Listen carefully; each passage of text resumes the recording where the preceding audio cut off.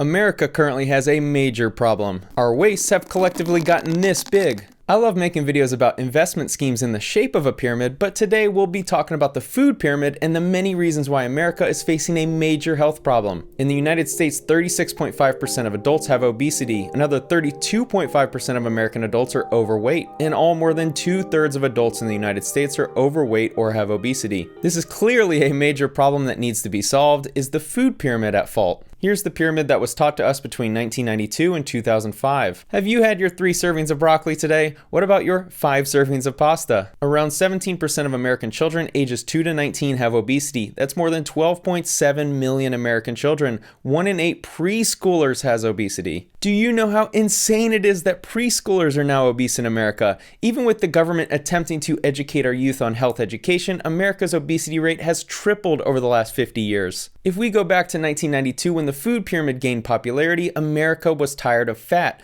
The media and advertisers ostracized fatty foods as being the centerpiece of an unhealthy diet. In came diets with excessive calories full of sugar and starches. The food pyramid attempted to paint health with a broad stroke for everyone and has failed miserably because of reasons you may not be familiar with. Most Americans should not be mass consuming carbohydrates, especially the carbs being represented at the bottom of the pyramid. Bread, cereal, rice, and pasta in large amounts are not recommended for most diets. The average American consumes more than 3,600 calories daily, a 24% increase from 1961, when the average was just 2,880 calories. The most shocking increase, however, comes from vegetable oil. Consumption skyrocketed from 276 daily calories in 1961 to 689 today. Food and food service companies spend more than $11 billion annually on direct media advertising in magazines, newspapers, radio, television, and billboards. In 1999, McDonald's spent $629 million, Burger King $400 million, Taco Bell $200 million, and Coke and Diet Coke $175 million on direct media advertising.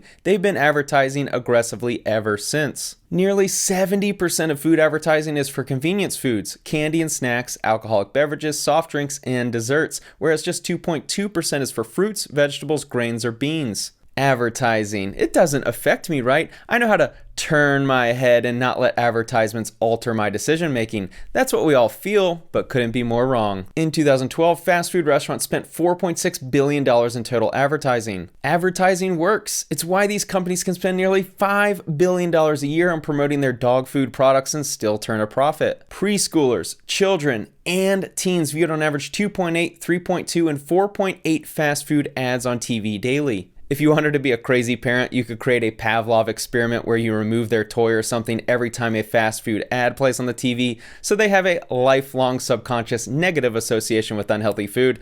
Yeah, I don't think I'm ready to be a parent yet. In 1997, American children obtained a whopping 50% of their calories from added fat and sugar.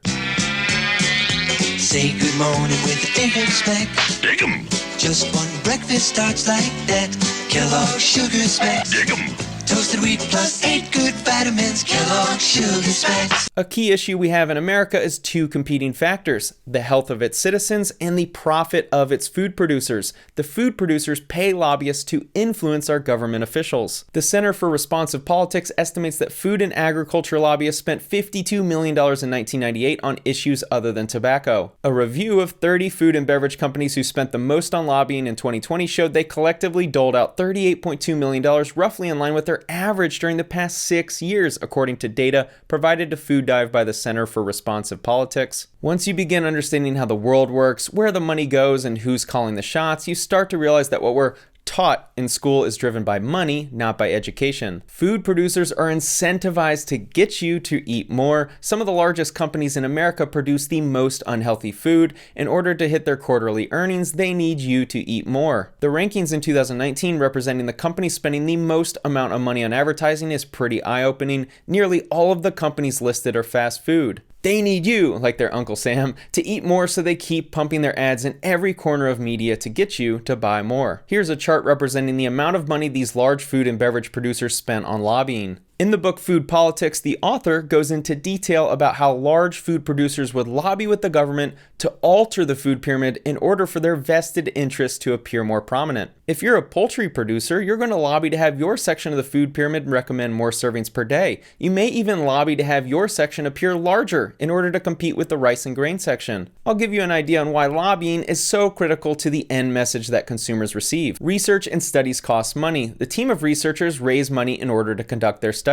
As an example, the National Academy's Food and Nutrition Board is supported directly by food and supplement companies such as GD Searle, Monsanto, NutraSweet, and Nestle. Their board is funded in part through a foundation supported by companies who all provide supplementation products like vitamins. They all have a vested interest in having nutrient standards set so high that people can meet them only by taking their supplements. When studies funded by food producers are released showing that you need a certain amount of this in your diet or you need a certain amount of that in your diet, it was probably funded by companies who want you to eat more of their product. Here's the chart for soft drink consumption in the USA from 2010 to 2018. It's encouraging to see the number dip, but it's incredibly depressing to see that the average American consumes 38 gallons of syrup sugar water per year. Considering many people drink 0 gallons, the people who do drink carbonated beverages probably consume significantly more. It shouldn't be a surprise since the producers of these drinks spend the most on lobbying efforts and advertising. The book Food Politics details Mike Espy's forced resignation as USDA secretary because he allegedly received airline travel, tickets to sporting events, a $1,200 scholarship for a family member, and other gifts worth about $12,000 from Tyson Foods. He also allegedly received gifts of similar magnitude from other meat and poultry producers. He was acquitted of all charges because the jury wasn't able to prove that the gifts he received were intended to influence the USDA. Come on. As the food pyramid rose to prominence, children were being advertised to by companies that produce unhealthy foods loaded with sugar. The worst example of this is Channel 1, the 12-minute television program shown to 8.3 million students across 12,000 schools throughout the US.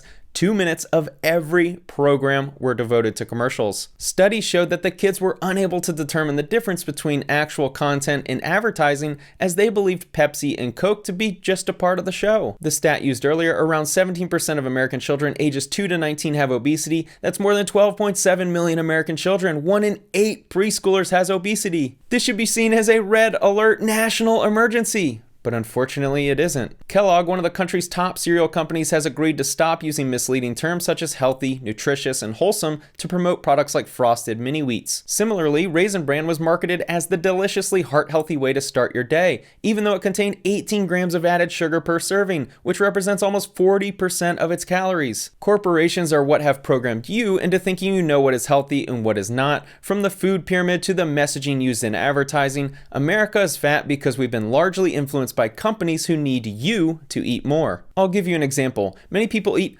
healthy cereal because the box says it's healthy. They use multiple servings of milk and they drink orange juice, all quote unquote healthy as we're told. Many Americans consume 80 to 100 grams of sugar before they even get to work. They believe this is a healthy breakfast because millions of dollars in advertising has been spent to convince you that it is. This breakfast is disastrous to your health. The rise in obesity affects American pocketbooks too. According to the CDC, obesity-related medical care costs the United States public $147 billion a year. As of 2017, all 50 states have an obesity rate over 20%. Just 2 decades ago, no state had a rate above 15%. Go check out this video by Freethink titled "Did the Food Pyramid Make Us Fat?" They did an excellent job covering this topic. I made a slightly different video because I wanted to tackle a few different topics. The food pyramid made America fat because we were not taught about actual nutrition and health. The end.